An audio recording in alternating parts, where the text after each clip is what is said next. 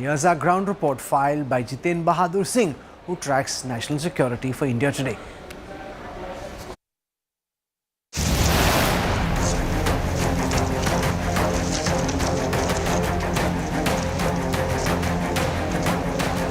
India's all-out war against red terror.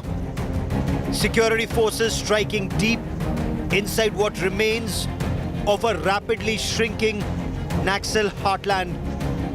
This after Union Home Minister Amit Shah's big deadline to end red terror by 2026. 31 मार्च 2026 के पहले हम भारत को नक्सलवाद से मुक्त करा देंगे, ये मेरा विश्वास है। India Today reports from deep inside the biggest Naxal hunt in Chhattisgarh's dense Dandakaranya forest.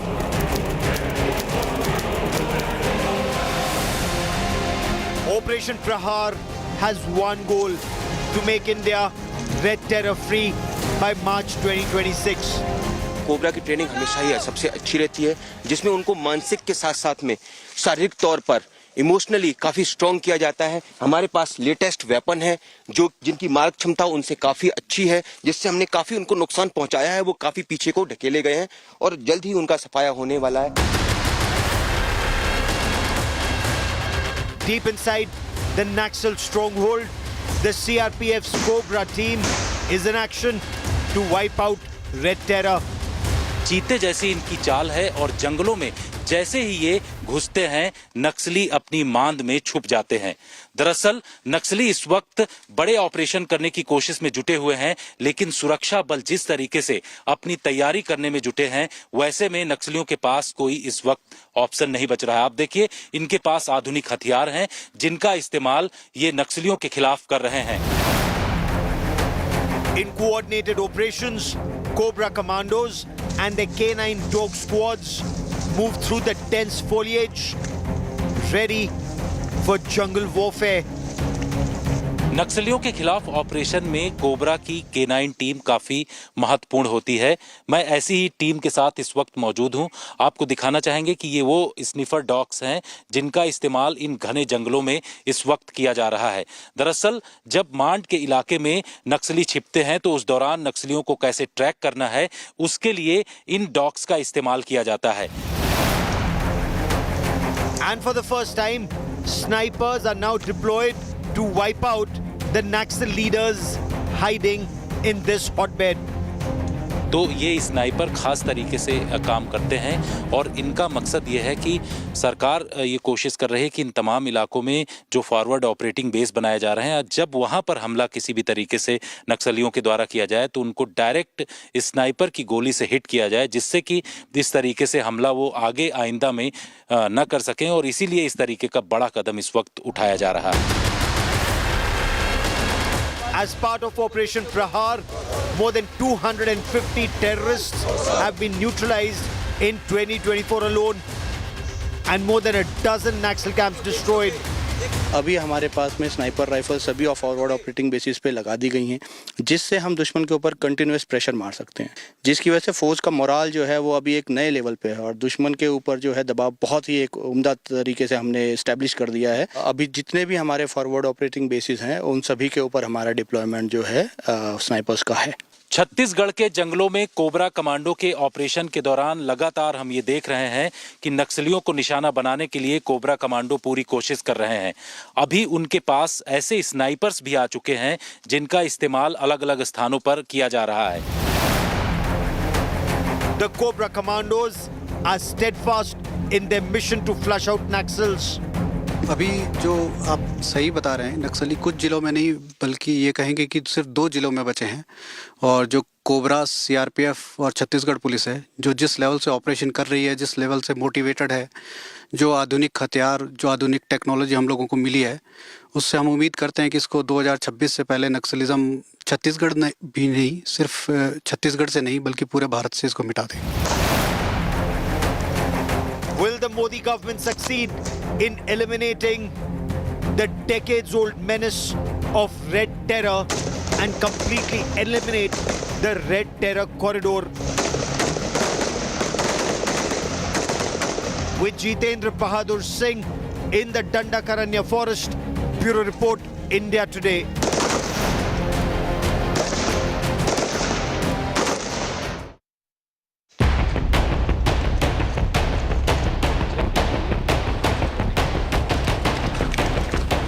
The Cobra Commandos penetrate deep inside the Dandakaranya forest. The area was once a stronghold of Red Terror.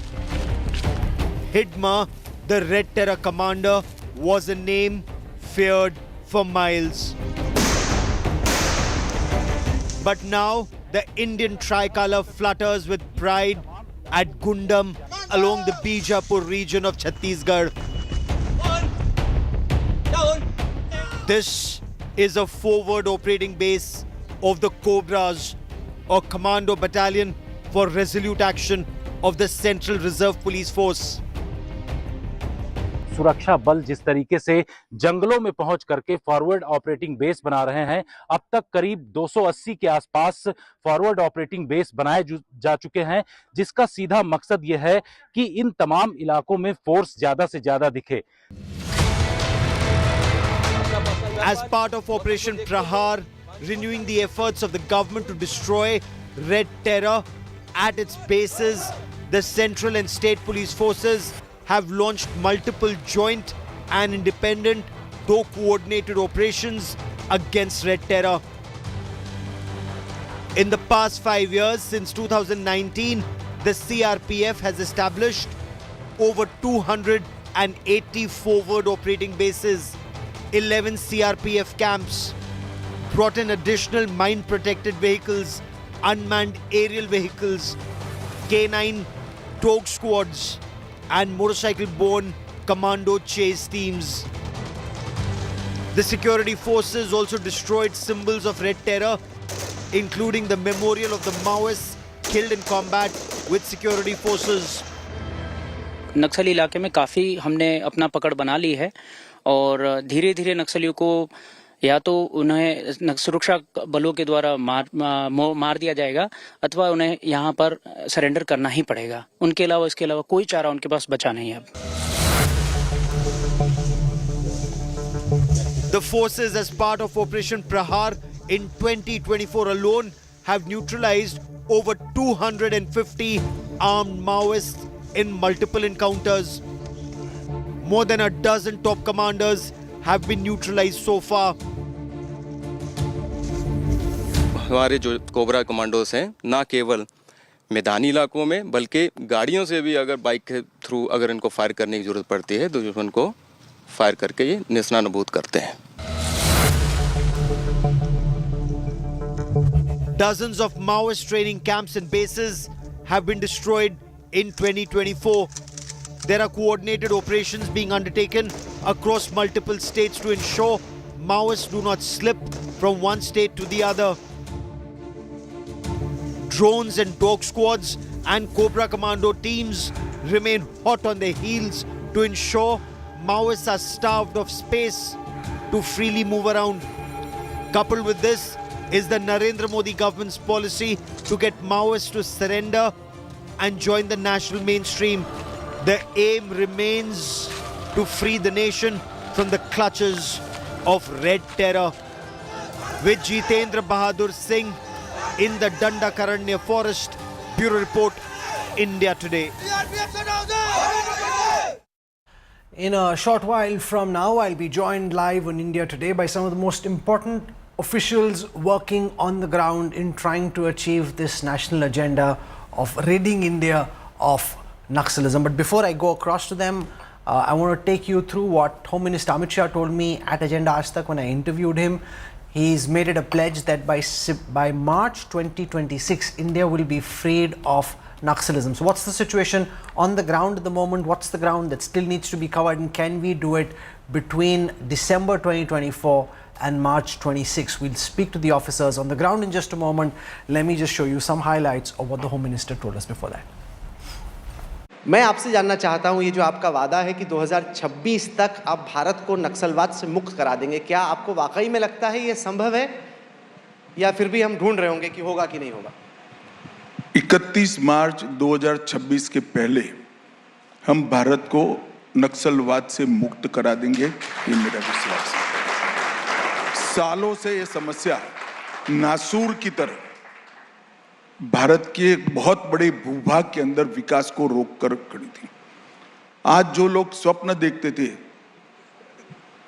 Pashupatinath to Tirupati का, वो पूरा corridor में से आज बिहार निकल गया है, झारखंड निकल गया है, उत्तर प्रदेश निकल गया है, मध्य प्रदेश निकल गया है, कमोबेश महाराष्ट्र भी निकल गया है, तेलंगाना निकल गया है, आंध्र प्रदेश निकल गया है, ओडिशा निकल गया है, छत्तीसगढ़ के 2 जिले बाकी है, वहां पर भी भारतीय जनता पार्टी की सरकार आई है और ये निरस्त।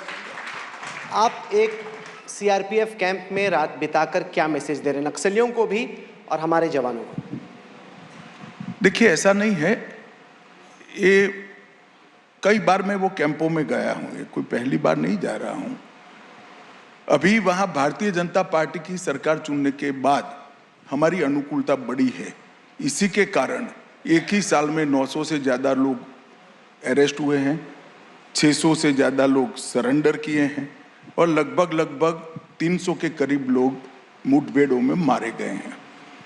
तो 70% नक्सल की स्ट्रेंथ ये एक साल के अंदर, कल ही 1 साल समाप्त हुआ है हमारे से, 1 साल के अंदर हम समाप्त कर दिए। यही फर्क है कांग्रेस पार्टी और भारतीय जनता पार्टी की सरकारों में। हमारे लिए वोट बैंक महत्व की नहीं होती है, हमारे देश की सुरक्षा और आदिवासियों का विकास महत्वपूर्ण होता है, ये इससे सिद्ध होता है। आपने कहा कि 2026 तक आप नक्सलवाद से मुक्त कर देंगे भारत को, आतंकवाद से जम्मू मैंने ऐसा नहीं कहा, मैं करूंगा। भारत नक्सलवाद से मुक्त हो जाएगा, करना जवानों ने है, वहां की सरकार ने है। So when I asked him if he was certain that India would be free of Naxalism by March 2026, he said it's the Jawans and the officers on the ground who have to help India win this battle. So how's the Josh on the ground, and are we close to actually ending left-wing extremism once and for all? Joining us on this broadcast, Sundarajam Patilingam, Inspector General of Police of the Bastar Range in Chhattisgarh. We have with us Brigadier Basant Panwar. Mr. Panwar is the former Inspector General of the Chhattisgarh Police. He's been Director General Terrorism and Jungle Warfare College in Kanker. And we have Prabhat Kumar, Superintendent of Police in Narayanpur. I want to go across to Sundarajam Pantilingam first. As Inspector General of the Bastar Range, which is far and away India's most Naxal infested region, it's really on you to try and ensure that this deadline of March 2026 is met. What's your assessment of the security situation on the ground at this moment, and how confident are you that you'll be able to militarily win this battle against the Naxals in about a year and a quarter from now? Thank you, Rahul. Am I audible? I hear you well. Strength 5. Please go on, sir. The prohibited and illegal CPA Maoist organization, over all these years, they have exploited the interstate border area, inter-district border area, where there was some security vacuum and administrative vacuum. They have exploited this scenario to their advantage. In 2024, both Government of India and the state government, they had a very clear mandate to bring an end to this decade-long menace of CPA Maoist. So we had a clear-cut strategy. It was a 3-pronged strategy, basically. One is the operational strategy. Second is the developmental strategy. Third is the confidence building measures to bridge the gap between the native population and the government.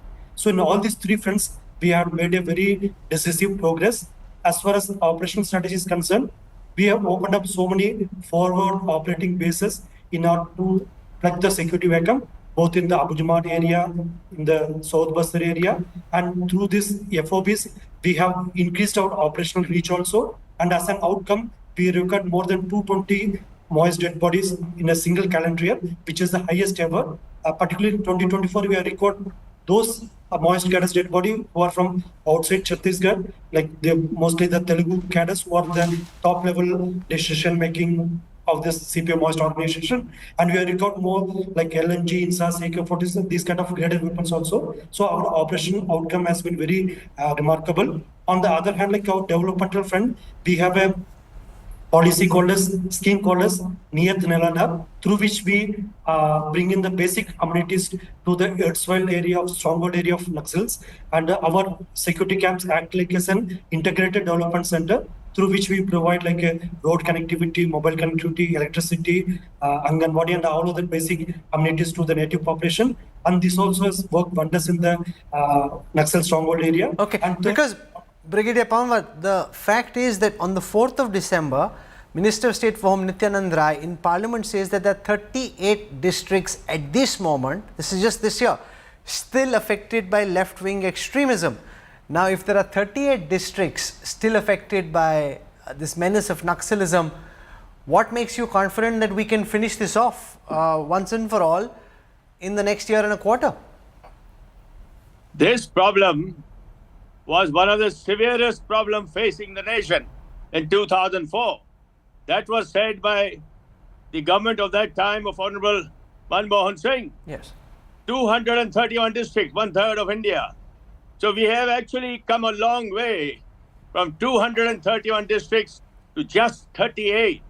And most importantly, the government has activated a strategy in the form as it is recommended for counter-insurgency operation. That is orchestrating a politico, military, socio-economic, psychological counter-Naxal campaign, meaning all elements of national power participate. The security forces clear an area like a railway engine moves forward 10 kilometers, establishes a base. Then comes the PWD, roads, hospitals, schools, and most of all, psychological motivation to the population. Honorable Home Minister has mentioned to the population that come to the mainstream. You're going in the wrong direction.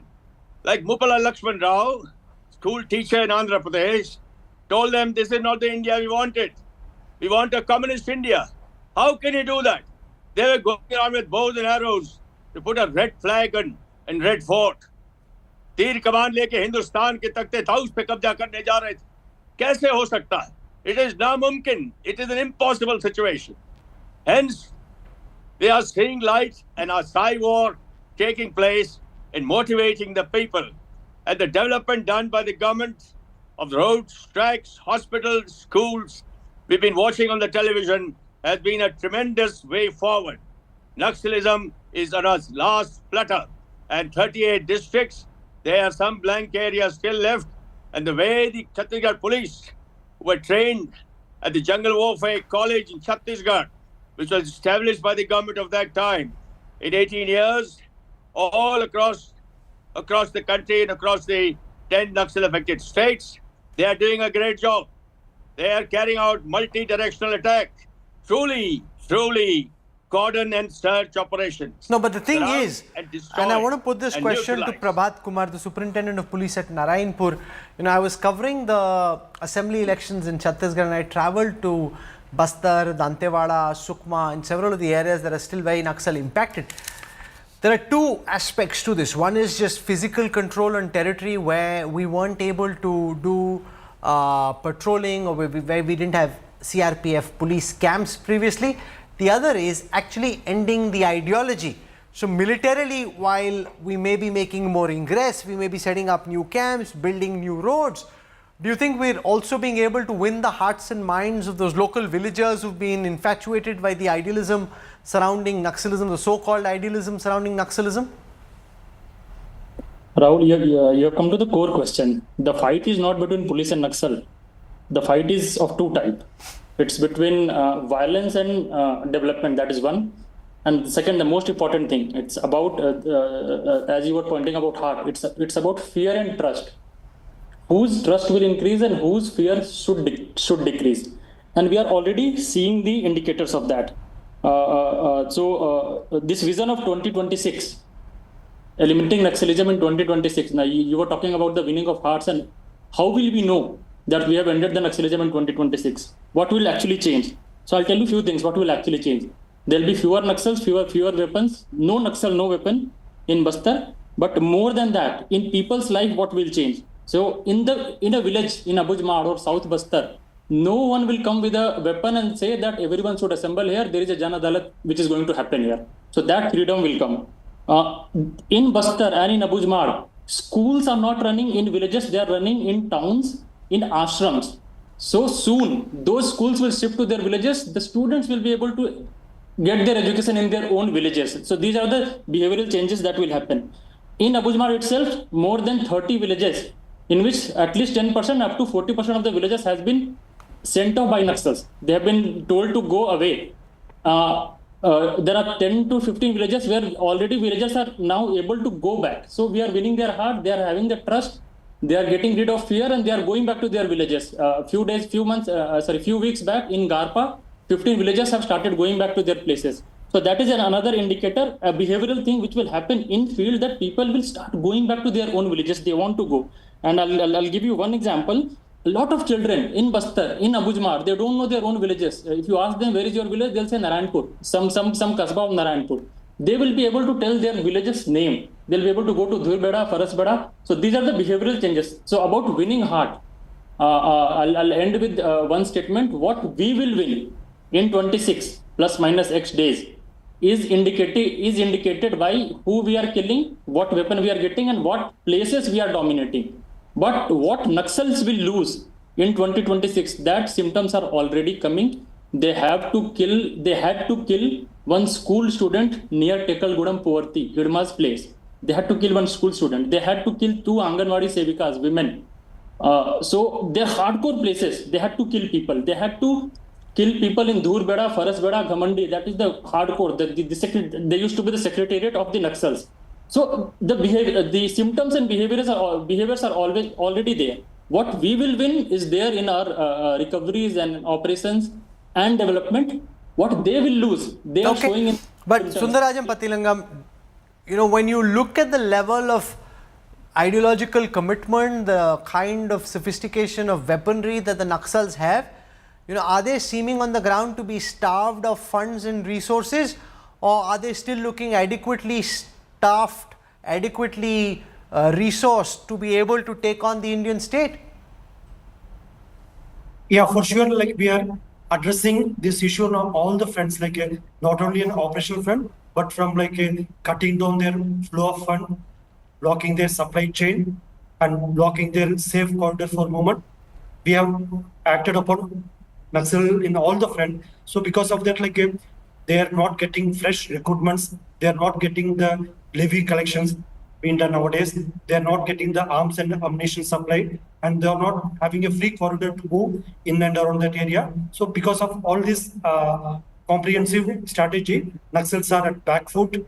They are not able to expand their area. In fact, their area is shrinking down, and their cadre strength has depleted to a great extent. Now they are not getting a regular cadre to fight. In the recent encounters we have witnessed, their protection team of the senior moist cadre, they are abandoning their senior moist cadre and fleeing away from the encounter site.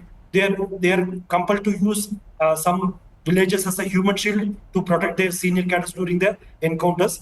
So moist, they are in a very bad shape, and as the government. Well, Manmohan Singh said this is India's biggest internal security challenge. If we are able to find a solution by 2026, it would indeed be a massive victory for India and for our battle against these left-wing extremists. We wish you, Mr. Patilingam, Prabhat Kumar, Brigadier Panwar, all the very best, and to everyone watching, the fact that we're even making these advances is very significant. Now let's just hope we're able to deliver the knockout blow. Thank you very much for joining me, gentlemen, and my best wishes to you.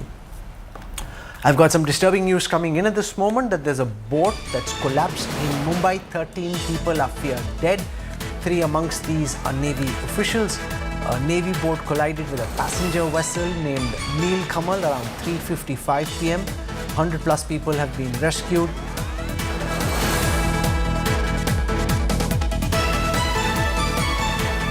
That's the information coming in. This boat was apparently headed towards the Elephanta caves. So taking off from the South Mumbai harbour, heading towards Elephanta, a clash, collision between a passenger vessel named Nilkamal and a Navy boat. Devesh Singh joins us. He's got the latest details on this story. Devesh, can you describe the circumstances under which this collision took place and what's happening on the ground to try and ensure that those who have been rescued are brought out safely? Well, as of now, the official report that we are receiving from BMC Disaster Control and Joint Operational Command Center is that 13 people have died, over 100 have been rescued. Condition of 4 persons is still critical. There are various persons admitted at hospitals in Mumbai, in South Mumbai, in Navi Mumbai and nearby areas.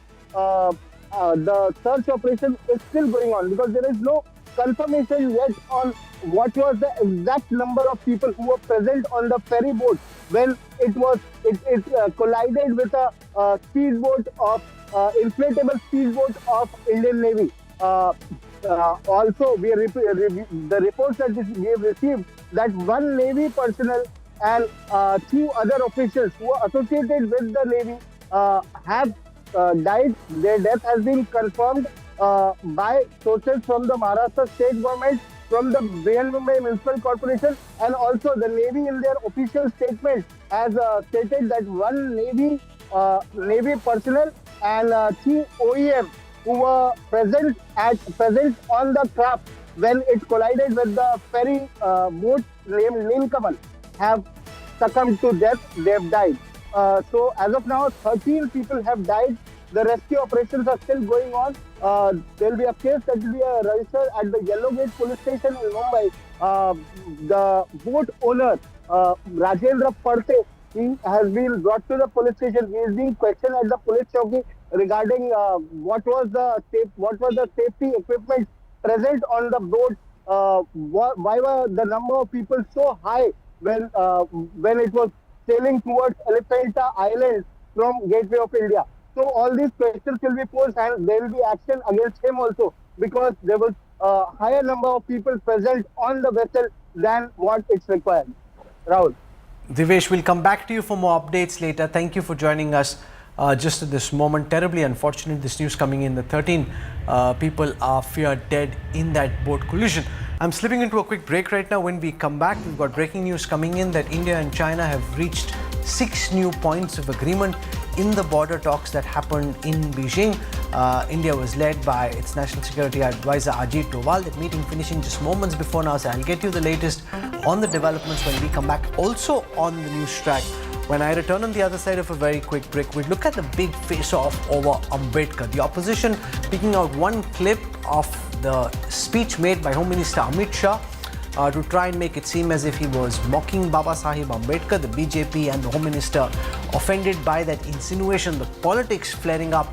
Details coming up on the other side of a very quick break. You're watching the news track.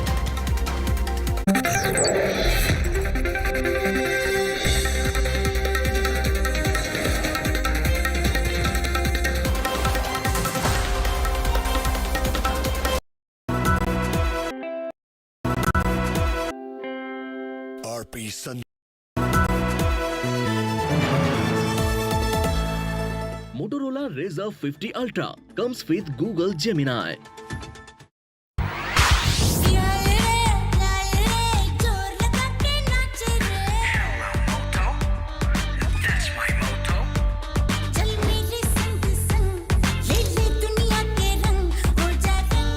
Hoja Rangila Re with Motorola's incredible range of smartphones. Hello, Moto. Motorola Razr 50 Ultra comes with Google Gemini. Hi, I am AI anchor Sana, bringing the top headlines for you, presented by Motorola. PM Narendra Modi reacts to row over Amit Shah's remark on B.R. Ambedkar, says Amit Shah exposed Congress's dark history of insulting Dr. Ambedkar and ignoring the SC/ST communities. Bomb explosion during cannon field firing range in Bikaner, 2 soldiers killed. Arvind Kejriwal announces free treatment for Delhi's elderly in government and private hospitals ahead of Delhi polls.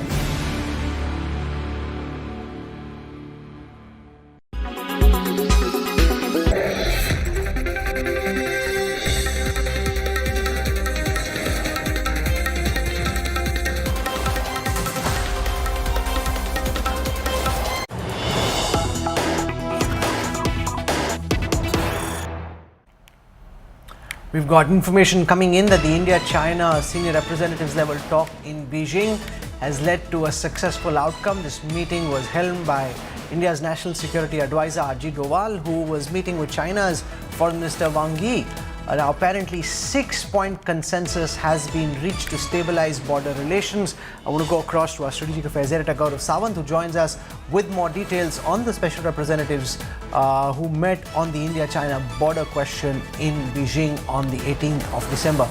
Gaurav, what are the 6 points on which an agreement seems to have been reached?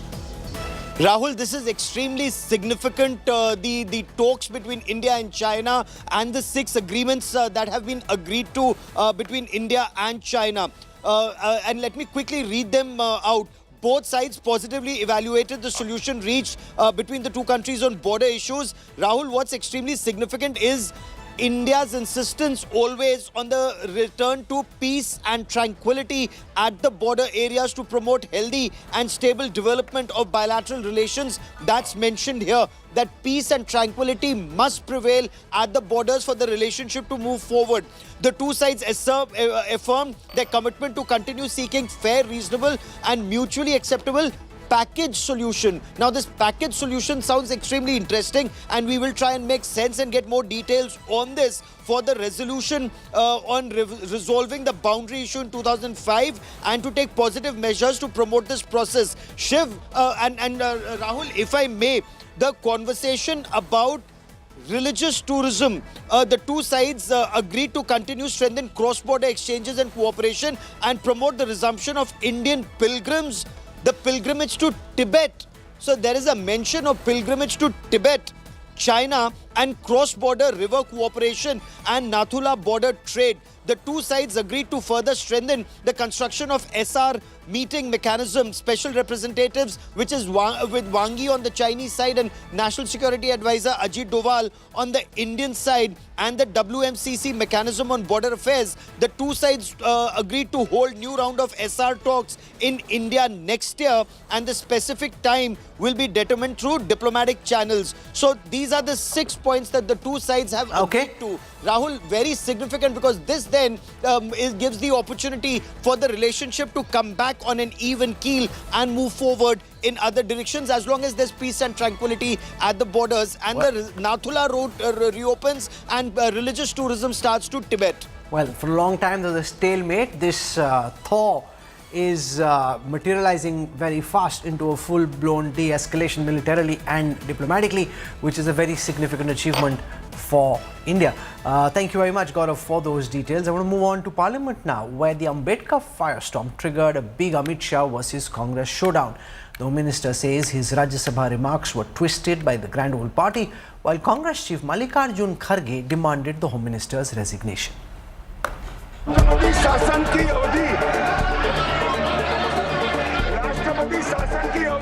Massive uproar in Parliament over Union Home Minister Amit Shah's speech on Constitution in the Rajya Sabha. As Amit Shah attacked the Nehru Gandhi family and accused the Congress of ignoring Baba Saheb Bhimrao Ambedkar, a comment made during the speech has sparked a firestorm. अभिमान और अहंकार को चूर-चूर करने का काम इस देश की जनता ने किया है. The Congress on Wednesday tweeted a short clip from Amit Shah's speech to claim that the Home Minister had insulted Baba Saheb Ambedkar, who headed the committee that drafted the Constitution. When we look at the Constitution, मान्यवर अभी एक fashion होगा है. आम्बेडकर आम्बेडकर आम्बेडकर आम्बेडकर आम्बेडकर आम्बेडकर इतना नाम अगर भगवान का लेते तो 7 जन्मों तक स्वर्ग मिल जाता. अच्छी बात है.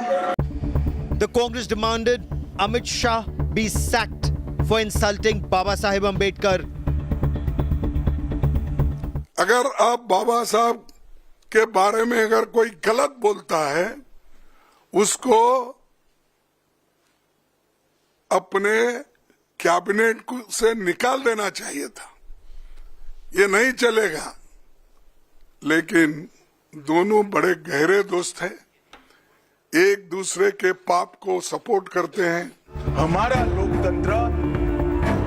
The Union Home Minister rejected calls for his resignation.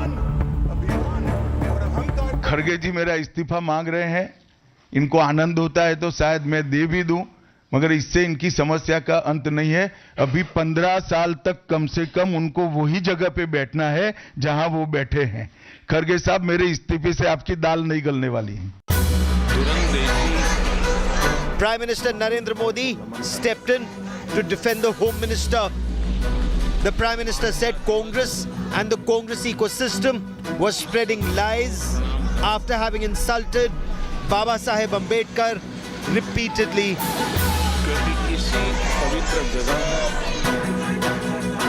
He added Jawaharlal Nehru campaigned against Ambedkar in elections and denied a Bharat Ratna to the father of the constitution.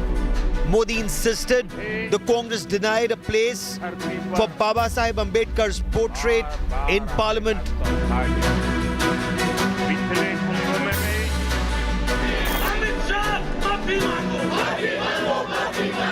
Opposition leaders staged protests holding photographs of Baba Saheb Ambedkar outside Parliament.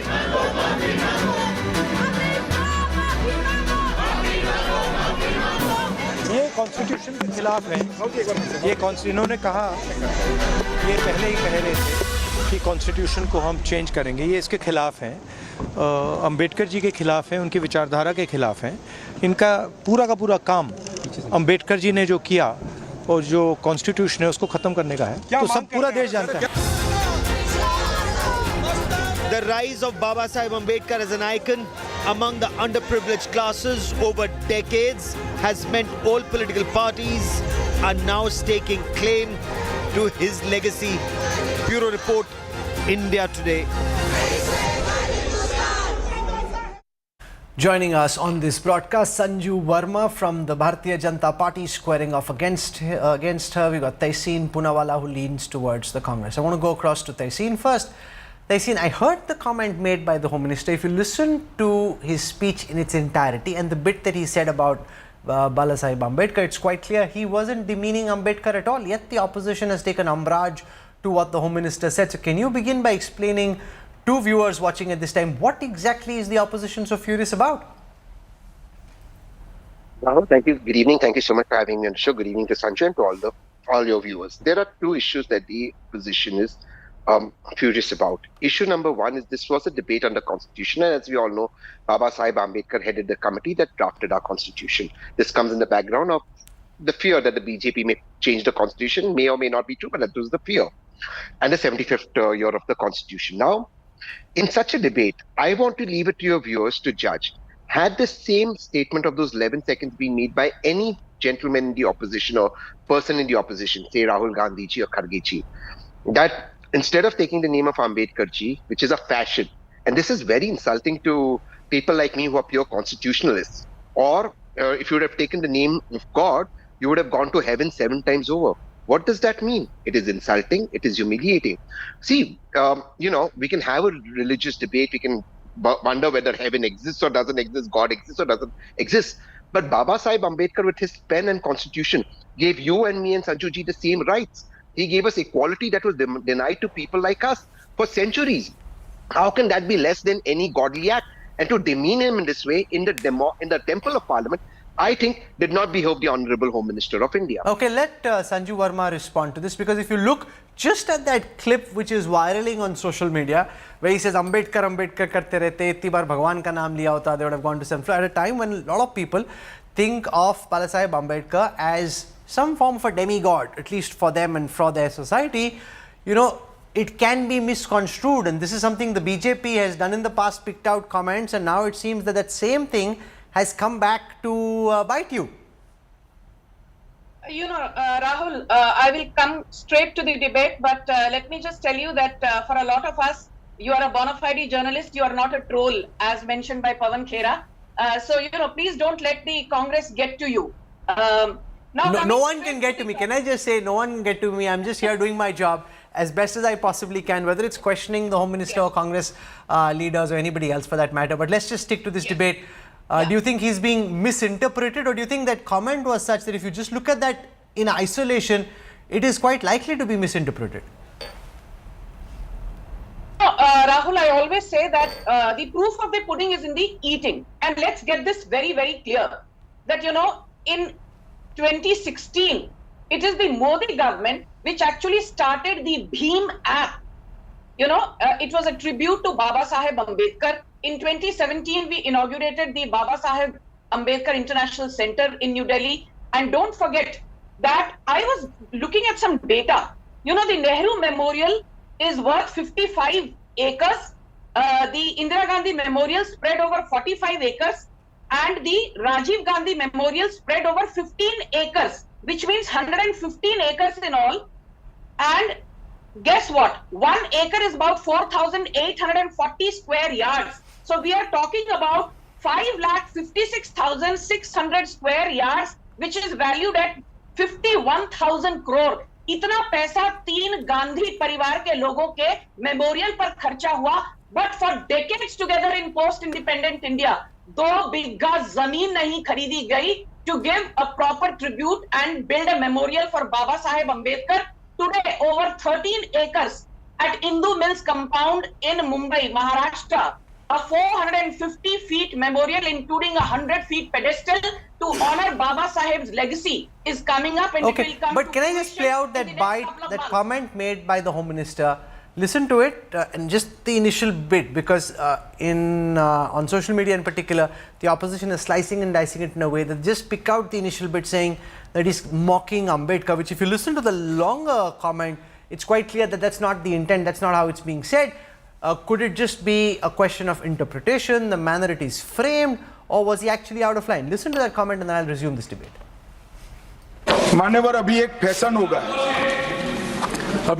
होगा है आम्बेडकर आम्बेडकर आम्बेडकर आम्बेडकर आम्बेडकर आम्बेडकर, इतना नाम अगर भगवान का लेते तो 7 जन्मों तक स्वर्ग मिल जाता. This is the comment, Tehseen, which is being plucked out in isolation and put, but just listen to the next 30-40 seconds and he explains what the government has done for Ambedkar. So therefore this is just, to my mind, a rank act of mischief by the opposition. Rahul, there are 2 issues here. Okay. The BJP spokesperson very eruditely spoke about the good work Prime Minister Modi has done for Dr. Bhimrao Ambedkar, no doubt about it. But that's not the issue that we're debating. Rahul, I may do 100 good things for you, but that does not give me the right to put you down and be condescending. Now look, the entire argument of the BJP spokesperson, as of the BJP in general, has been demeaning the Gandhi family, Nehru family, to show Baba Saheb Ambedkar in a highlight. You don't need to do that. They're both icons in their own right. And in doing so, they repeatedly cross the line, not just about Ambedkar ji, even about Nehru ji. For example, the lies that Nehru ji was responsible for defeating Ambedkar ji. I mean, that was an election, but Ambedkar ji himself writes that it was the RSS that was responsible. Veer Savarkar, he writes it in a letter. Let's not demean one, put the other down. The question is, the Congress may have done something in the wrong in the past. The BJP may have done something right.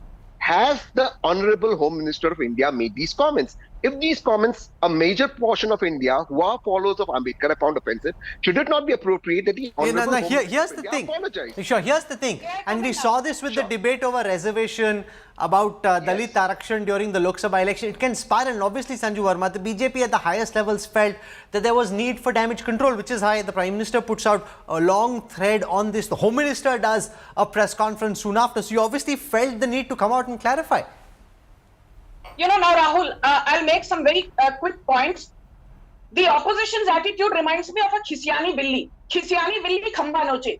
चुनाव जीतना आता नहीं है, but putting out fake videos and trying to twist the narrative is what the Congress has been reduced to. I will just give you some data in 20 seconds which your audience needs to know, because beyond memorials, beyond celebrating 26th November as Constitution Day in the memory of Bhimrao Ambedkar, beyond celebrating his birthday on the 14th of April as a national holiday, this is what the Modi government has done to benefit Dalits, because when you work for Dalits, it is then that you're actually honoring Baba Saheb's legacy.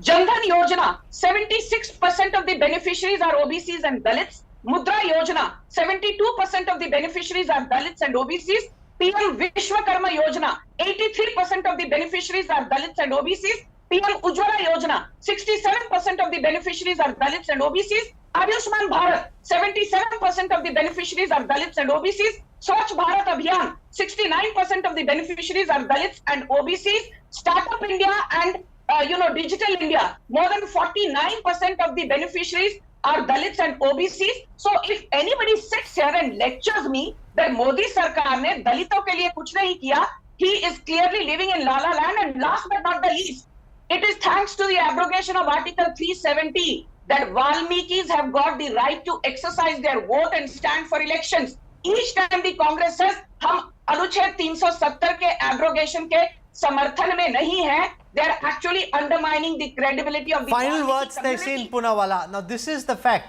If you look at which government has done more to build out the legacy of Baba Saheb Ambedkar, this government has several things to its credit, whereas the UPA government was clearly more interested in pushing forth the legacy of the Gandhi family, and that is not something that anyone can question. I mean, a lot of work has happened around other leaders now, which wasn't a priority previously. That is perception, and I don't agree to it. And if you have a longer show, I will argue on it. But Rahul, I leave it to you and your viewers, and I leave it to you. Did you in school? I in school certainly celebrated 14th April as a national holiday. 6th December was a national holiday. For the first time, I'm hearing that it is Prime Minister Modi that made it a holiday. I'm sure when you went in school, it was a holiday. It was, at least when I went in school. This is, the BJP takes credit even for what it doesn't do, and then it starts spreading fake news. As for the fake video that the BJP, this is not the Republic of Nonsense. This is Rahul Kanwal show. Okay, Sanju Verma, let's do this one at a time. I can't have both guests speaking over each other. Let Tehseen complete. I'll take 10 seconds more. I'll just take 10 seconds more. The BJP spokesperson said that a fake video is put out. You can say, okay, the video is not complete. And I have no arguments with that. You can't say it's a fake video. You played it out. India today is the gold standard of journalism. So again, coming on a national TV and lying about it, you don't have to lie, demean others. You say what you have to say or apologize to the nation. The fact that the Prime Minister and Amit Shah are reacting the way they are, they know that there's a certain line is being so final word, Sanju Verma. Tehseen Poonawalla argues a reaction isn't enough. What the opposition wants is an outright apology. Final word, Sanju. The opposition को मैं ये कहूंगी, अमित शाह को challenge करने की आपकी औकात और हैसियत नहीं है. Opposition is the classic case of हाथी के दांत खाने के और दिखाने के और. Be it Baba Saheb Ambedkar, who was not allowed to enter Lok Sabha, you managed to defeat him thanks to Nehru. He had to enter the parliament via the Rajya Sabha route. Be it Babu Jagjeevan Ram, one of the tallest leaders and the former defense minister, you reduced his legacy to nothing. Or for that matter, Mallikarjun Kharge, who's nothing more than a glorified puppet. दलितों का नरसंहार यदि किया है morally और politically, it is the Congress party. दलितों का नरसंहार यदि हुआ है politically and morally, it is the Congress party. I want to ask you one thing. Okay, I'm out of time, so we need to wrap up. I just want 5 seconds. Okay, 5 seconds, Tehseen. I need to wrap up very quickly, please. Kharge is a very senior. Kharge is a very senior Dalit leader. To call him a glorified puppet on national TV does not behove him. It's very wrong. He won an election and became Congress president. Okay, it's very I'm wrong. out of time. You've heard both sides. This is such a political issue. If you listen to the whole bite, he said nothing wrong. If you listen just to that comment, it seems out of place. Whether he was out of line, whether this is a slip of tongue, or whether he really has need to apologize, I leave to our viewers to decide. But my view generally is, listen to a full comment, listen to the full statement. Don't just listen to 10-15 seconds. It can often present, and most often does, present a misleading picture. For joining me on the News Track tonight, thank you very much. Preeti Chowdhury comes up next with News Today. Goodbye, good night, see you at 8. Bye-bye.